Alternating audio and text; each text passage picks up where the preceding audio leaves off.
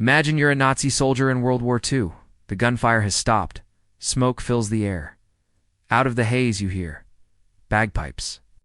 Then, through the fog, a man appears. Not with a rifle, but with a broadsword in one hand and a longbow on his back. No, this isn't fantasy. This was real. He played bagpipes into battle, killed with a bow and arrow, and captured dozens of German soldiers with nothing but a sword and a war cry. This is not a legend. This is the true story of the wildest soldier in modern history, Mad Jack Churchill. 1944, under the dim light of a French evening sky, Lieutenant Colonel Jack Churchill crouched silently in the shadows of a small village in Yugoslavia.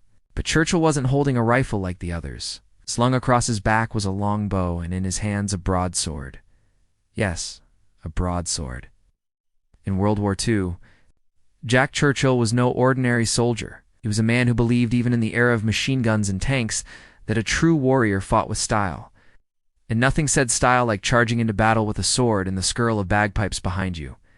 Earlier in the war, during the raid on a German garrison at the village of Lepanet, France, Churchill gave the signal to attack by playing the March of the Cameron Men on his bagpipes.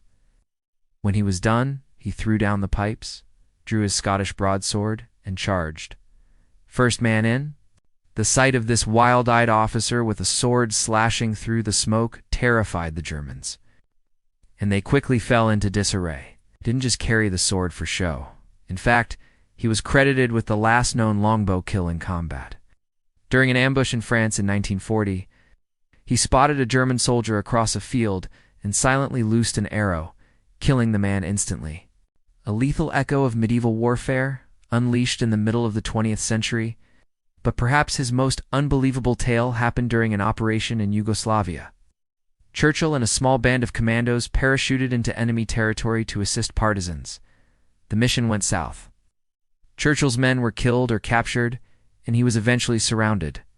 Refusing to go down without flair, he played Will the No Come Back Again on his bagpipes until he was knocked unconscious by a grenade. Captured and sent to Sachsenhausen concentration camp, he escaped. Twice, once crawling under barbed wire and walking over 100 miles. 2. Italy before being recaptured. After the war ended, Churchill, disappointed by the lack of conflict, allegedly said, "If it wasn't for those damn Yanks, we could have kept the war going another 10 years. After World War II, he trained as a paratrooper and served in British-controlled Palestine. When he finally retired from the military, he took up surfing, not just casually. He was one of the first people to ride the Severn Bore, a tidal wave that surges down the River Severn in England. Jack Churchill died in 1996 at the age of 89. A warrior, a madman, a legend. Mad Jack lived by his own rules. Life reads like myth, but every word of it is true.